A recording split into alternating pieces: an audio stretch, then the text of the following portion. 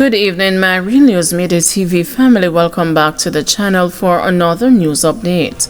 And in the news this evening, man fatally shot in alleged confrontation with the police in Linstead.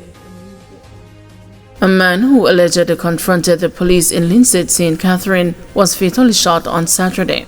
According to the police, a loaded gun and the 44 additional rounds of ammunition were found. Reports are that around 6 a.m., a police team was in Banbury district when they were allegedly challenged by a man armed with a submachine gun. The police took evasive action and opened fire, hitting the man. The police retrieved the weapon, which was loaded with 2 rounds of ammunition. A further search resulted in the discovery of the additional ammunition.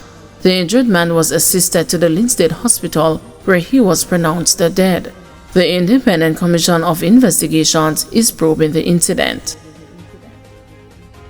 Decomposing body of man with gunshot wounds found at home in St. Anne. The police in St. Anne are probing the murder of a man whose decomposing body was found inside his house with what appeared to be gunshot wounds. He has been identified as 54-year-old handyman Robert Anthony Llewellyn of Wharf Road in St. Anne's Bay. It is reported that around 4:35 p.m. on Saturday, the police were called to the area. A team responded and went to the man's house, where his decomposing body was found face down on a bed. The body appeared to have gunshot wounds to its back. The body was removed from the scene. No motive has been established in the case. New York man sentenced to life in prison for murder of Jamaican girlfriend, her son, and her niece. A New York man has been sentenced to life in prison without the possibility of parole for the 2022 murders of his Jamaican girlfriend, Carleen Barnett, her son, Dervon Bradley, and her niece, Vashana Malcolm, who was visiting from the island for the summer. On Friday, Queens, New York District Attorney Melinda Katz said Travis Blake, 31, was convicted by a jury last month of murder in the first degree and the other counts for the June 2022 incident. Katz said the bodies of the victims were discovered with an array of puncture and blunt force wounds in a state of decomposition in their shared home in the Jamaican section of Queens. Travis Blake viciously murdered his girlfriend, her son, and a visiting cousin with knives, hammers, and a screwdriver, and then fled to New York to avoid capture, Katz said. There are no words to describe the trauma and the lifelong sorrow this defendant has caused for the family of Carleen Barnett, Dervon Bradley, and Vashana Malcolm, she added. This defendant deserves every day in his sentence, and we stand with the victim's family as they continue to mourn this overwhelming loss. Blake of 155th Street in Jamaica, Queens, was found guilty by a jury on April 2 of murder in the first degree, 3 counts of murder in the second degree, and 2 counts of criminal possession of a weapon in the fourth degree, following a 3.5-week-long trial. Queens Supreme Court Justice Ursha Pandit Durant, who presided at the trial, sentenced the defendant on Friday to life in prison without the possibility of parole on the first-degree murder charge, 25 years to life in prison on each charge of murder in the second degree, and 364 days in jail on each weapon charge.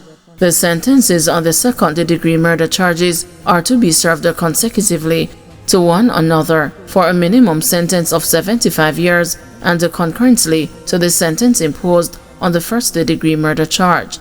According to the indictment and the trial testimony, on June 24, 2022, at about 2:15 p.m., emergency medical services responded to a 911 call from a resident at a single-family home on 155th Street about a deceased person.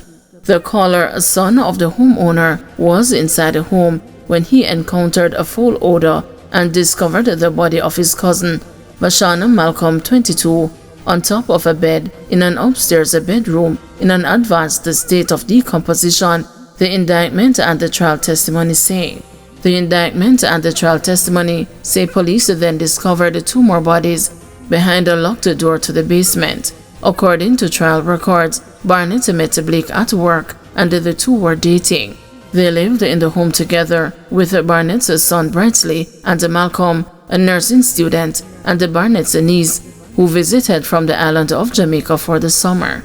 A fifth person, Barnett's other son, also lived in the home.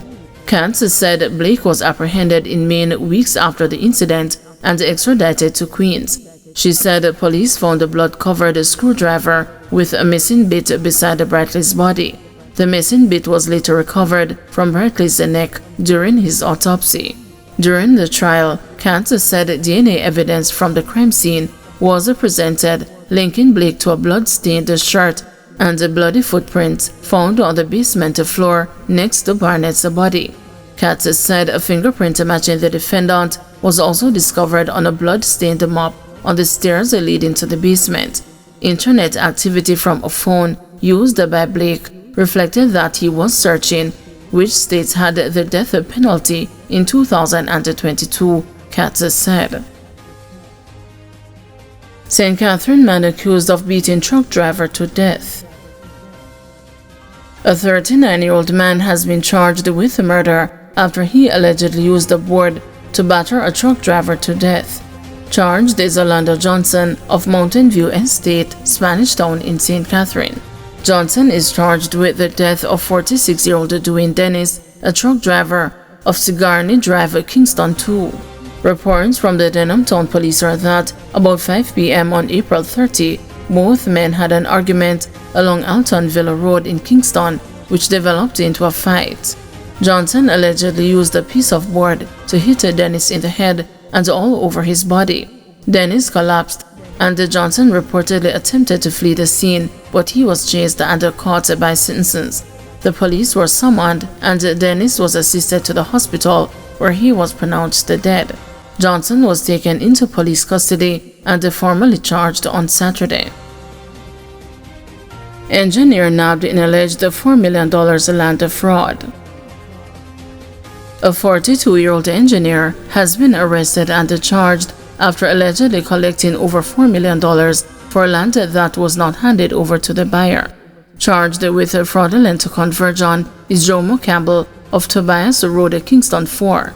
Reports from the Hunts Bay Police are that between Tuesday, December 12, 2023 and Monday, January 8, 2024, a woman paid Campbell over $4 million to purchase land. She later discovered that the land was no longer for sale, and the money was reportedly not reimbursed to her. A report was made to the police on Wednesday, April 30, 2025. Campbell turned himself in to the police on Saturday, May 3, and was formally charged. A court date is being arranged for him.